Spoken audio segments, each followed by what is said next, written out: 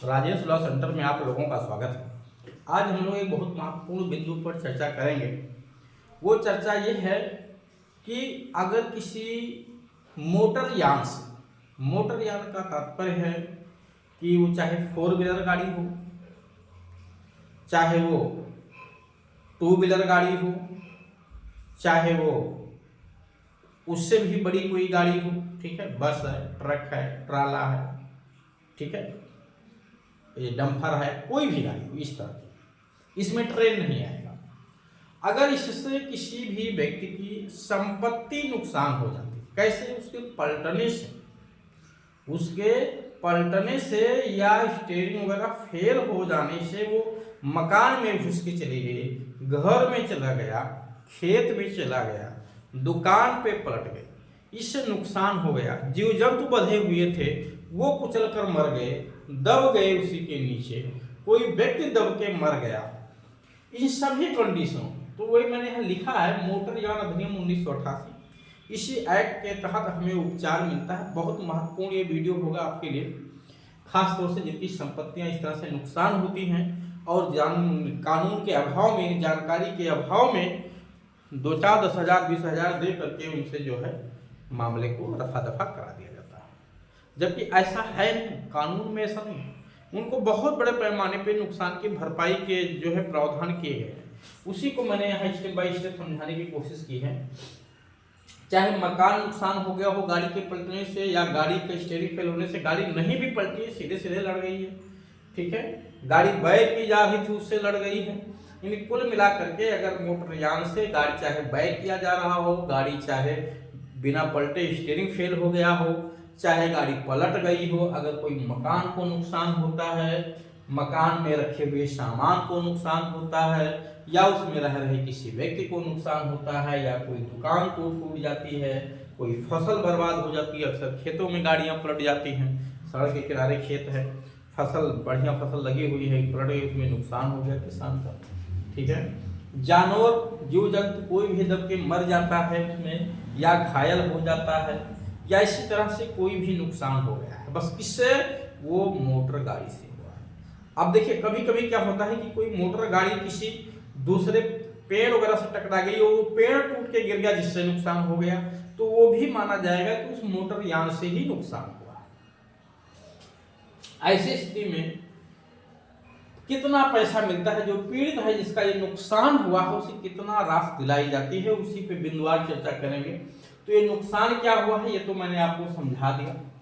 अब मांग किससे की जाएगी? तो देखिए इसके लिए है कि एक ट्रिब्यूनल बना हुआ है, प्राधिकरण बना हुआ है इस एक्ट के तहत, ठीक है, धारा 165 के तहत जो है एक प्राधिकरण मतलब एक अथॉरिटी गठित की, एक संस्था बनाई गई है।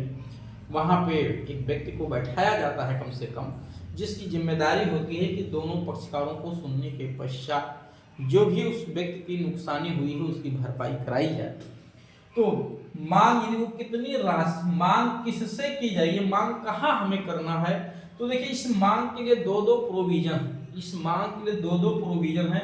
एक तो मांग जो हर जिले में एक जो है इस एक्ट के तहत एक प्राधिकरण बना हुआ है, मोटर यान अधिनियम के तहत एक प्राधिकरण है, ट्रिब्यूनल बना हुआ है, वहां पे भी हम आवेदन कर सकते हैं।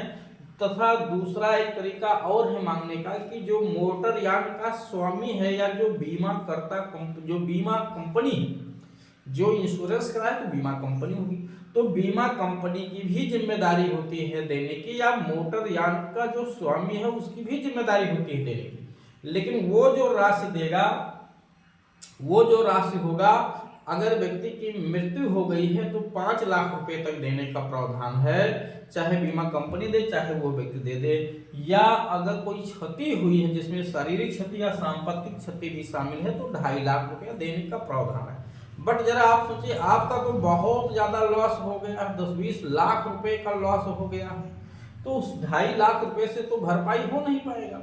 इसका मतलब है कि जो मोटर यान कंपनी को मोटर यान का स्वामी या बीमा कंपनी धनराशि हमें देती है वो पर्याप्त राशि हमेशा नहीं हो सकती, कुछ केसों में हो सकती है, बट सभी केसों में ये पर्याप्त राशि नहीं हो सकती। इसके लिए हम चाहे उसे मांगे या ना मांगे, हमारे लिए पीड़ित के लिए सबसे बढ़िया तरीका ये होता है कि वो किसी अधिवक्ता के माध्यम से, अगर खुद जानकार है तो स्वयं भी कर सकता है, बट इतना जानकार तो गांव देहात का व्यक्ति होता नहीं है। अगर है तो अच्छी बात है, अगर इस बारे में जानकारी है तो बहुत अच्छी बात है, अपना खुद ही पैरवी कर ले। तो आप जिले में एक मोटर यान प्राधिकरण बना होगा, ठीक है, जहाँ पे अदालतें हैं वहीं पे आस पास में ये भी ट्रिब्यूनल भी बना मिल जाएगा आपको, लगभग यह हर जिले में होता है, ठीक। वहां आप जा करके 6 महीने के भीतर, कितने दिन के भीतर, 6 महीने के भीतर, तो मान किसी की जगह उसी ट्रिब्यूनल में आप जाइए, अपना आवेदन फाइल करिए, ठीक है। जो नुकसान हुआ है उसका प्रमाण के लिए आप सबसे पहले थाने पे तहरीर जरूर दे दिया करिए। अगर इस तरह से कहीं भी एक्सीडेंट हुआ तो थाने पे तहरीर जरूर दे दिया करिए, जिससे आपके पास ये प्रमाण हो जाए कि आपका ये नुकसान हो, क्योंकि ऑन रिकॉर्ड हो जाएगा। और जो भी अगर पॉसिबल हो तो वीडियो वगैरह जरूर बना लिया करिए, ठीक है, जिससे बाद में कोई डिनाई ना कर सके कि ये फर्जी तरह से मांग किया जा रहा है। अगर पॉसिबल है तो, नहीं पॉसिबल है तो आप कहां से बनाएंगे। फिर मांग कौन करेगा, जो व्यक्ति घायल हुआ यानी जो पीड़ित है वो भी मांग कर सकता है, ठीक है। जिस व्यक्ति की संपत्ति को नुकसान हुआ है वो भी मांग कर सकता है। अगर ऐसे व्यक्ति नहीं रहे दुनिया में तो उनका जो भी विधिक प्रतिनिधि होगा वो भी मांग कर सकता है, या इनके द्वारा अगर कोई एजेंट ऑथराइज किया गया है, कोई अभिकर्ता नियुक्त किया गया है तो वो भी लोग मांग कर सकते हैं, ठीक। मांग कितने दिन के भीतर की जाएगी, तो ध्यान दीजिएगा, घटना के घटित होने की तारीख से 6 महीने का टाइम होता है। 6 महीने के भीतर आप इस राशि को मांगने के लिए ट्रिब्यूनल के समक्ष आवेदन फाइल कर सकते हैं।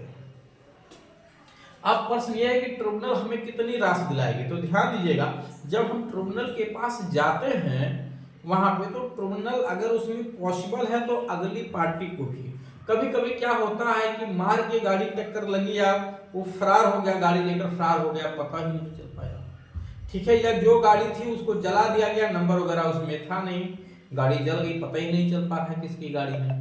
ऐसे कंडीशन में भी अगर नुकसान हुआ है संपत्ति तो वहां भी धनराशि दिए जाने का प्रावधान है। ध्यान दीजिएगा, गाड़ी का पता चलना जरूरी नहीं है, यह साबित होना जरूरी है कि आपका नुकसान हुआ है, बस, ठीक है।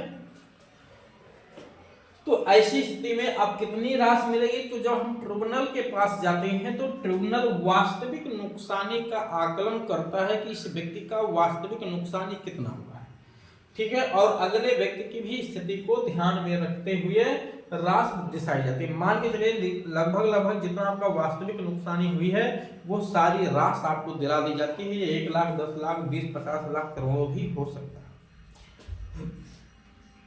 तो उम्मीद है कि ये चीज आपको जरूर समझ में आई होगी। अगर आपके साथ ऐसी घटना घटित हो जाती है तो आप 10-5 हजार लेकर के वहाँ समझौता मत करिए, क्योंकि आपका वास्तविक नुकसान हुआ है। अगर वो तो कम से कम आपकी जितनी रियल नुकसानी हुई उतनी तो आपको मिलनी ही चाहिए।